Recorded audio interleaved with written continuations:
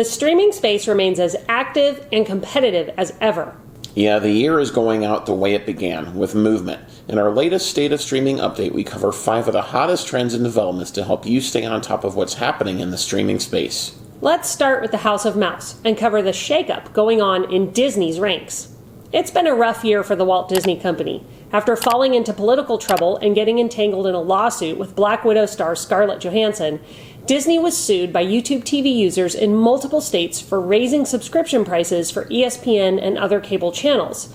Then, CEO Bob Chapek reorganized its business divisions to prioritize Disney Plus and its other streaming services. And then, Disney shocked the finance world by firing Chapek and bringing former CEO Bob Iger back in. Iger will now lead Disney for 2 years with a mandate to develop a successor to lead the company at the completion of his term. What was so interesting about the move by Disney was the fact that the board had unanimously voted months earlier to extend Chapek's contract for an additional 3 years because they believed his leadership was essential in helping Disney overcome pandemic troubles. But numbers don't lie, and Disney stock was down about 19%, while the S&P 500 was up about 34% during Chapek's tenure. As we noted in earlier streaming updates, Chapek had flirted with the idea of making ESPN linear content available through a standalone direct-to-consumer streaming service. That never materialized, and what might have done Chapek in was the streaming losses Disney was accruing. As a Bloomberg Intelligence senior media analyst shared, quote, "Streaming losses is the absolute #1 issue on hand. We've seen the streaming businesses at Disney already lose about $8 billion. They're expected to lose another $3 billion in fiscal 2023. So obviously Bob Iger really has to go back and articulate a much better strategy," end quote. Iger has already restructured Disney's media and entertainment division, undoing the reorganization Chapek initiated. And Disney CFO Christine McCarthy said she expected Disney Plus losses to peak in 2023 and break even by 2024. With the introduction of an ad-supported tier and price changes to Hulu, Hulu Live, and the Disney Bundle, the House of Mouse could be on its way to reversing its losses and gaining global dominance as a streaming platform. As this chart from Variety shows, Disney Plus was one of several streaming services to increase the amount of original content it produced this year. All of that content creation costs money, but should hopefully result in higher subscriber numbers too. And Iger has said he plans to put content at the center of his strategy for the company. But with him also needing to reduce losses and content being so expensive, it's unclear how he'll be able to both create compelling content and reduce costs. And he'll need to decide what Disney will do about Hulu and ESPN. Disney owns 2/3 of Hulu and Comcast controls the rest. Comcast could require Disney to buy out its stake in Hulu in 2024, and that seems to be what NBC Universal CEO Jeff Shell thinks Comcast will do. The big question for Iger is to settle on a streaming strategy. He needs to decide whether Disney will continue to run multiple streaming services as they do now, or create a unified experience that brings Disney Plus, Hulu, and ESPN Plus into one platform with a single sign-on.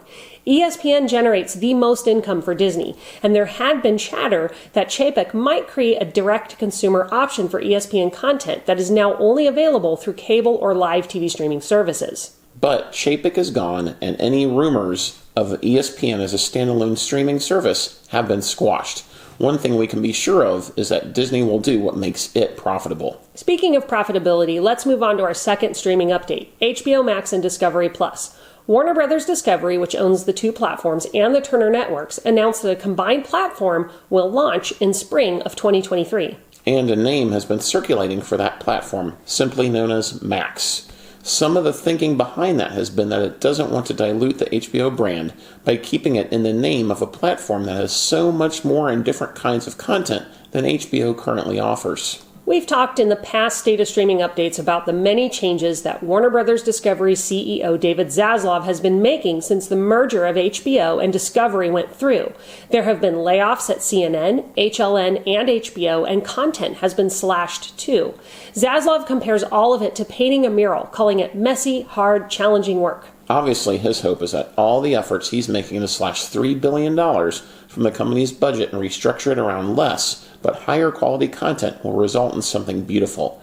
His plans may include bringing sports to the new Max platform.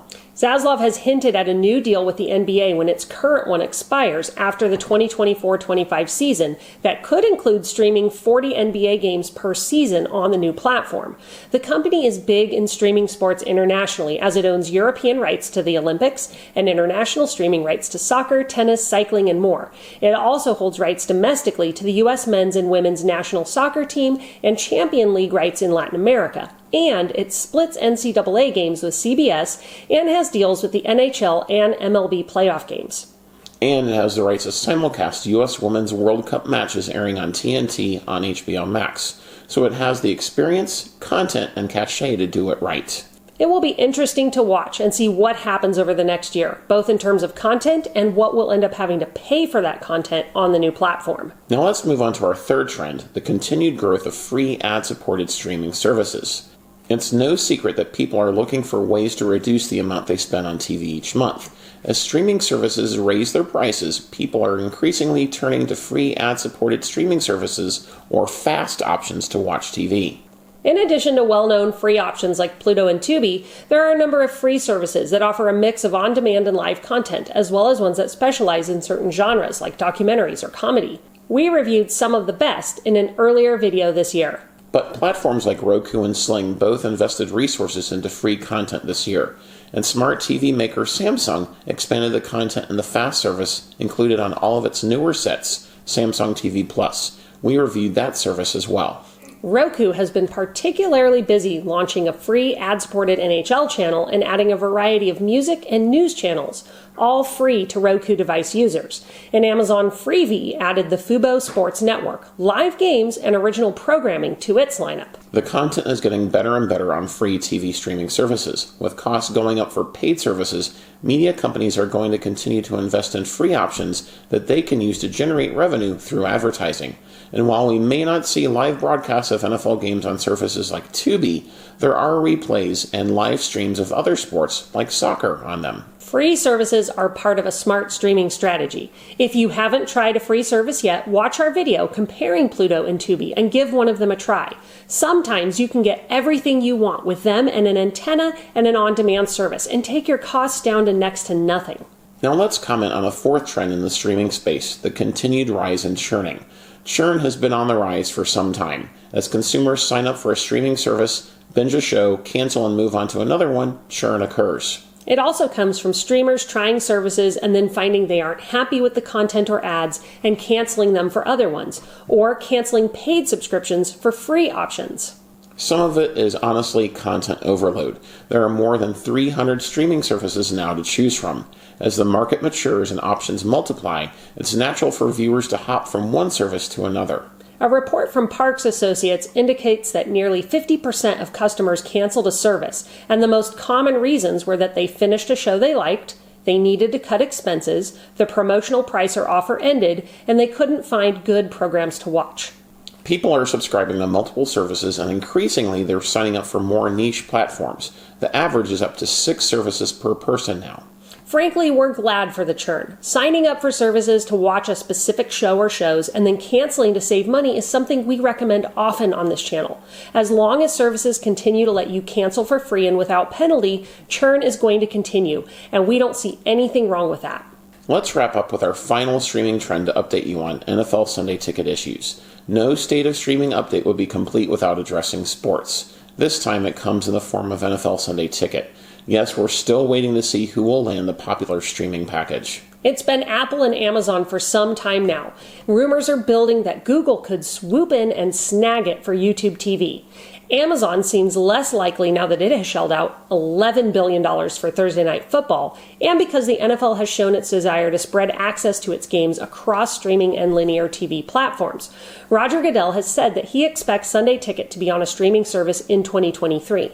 People assumed it would be Apple, but with no deal yet inked due to the complex contractual obligations that come with airing NFL games, YouTube TV is now emerging as a viable candidate. If Google wins, Sunday Ticket would be a huge score for YouTube TV, which already has deals with Major League Baseball and is one of the best professional sports lineups in the streaming space. The NFL is reportedly asking for at least $2.5 billion for the rights to stream Sunday Ticket, and Google certainly has deep enough pockets to get it on YouTube TV. It is something we will keep watching for sure. Well, that does it for this update. What trends are you paying close attention to in the streaming space right now? Where do you think Sunday Ticket will end up? Let us know in the comments below. And if you haven't already, don't forget to like, subscribe, and turn on notifications so you can get all our latest news and reviews when they drop. Thanks for watching, and we'll see you in our next video.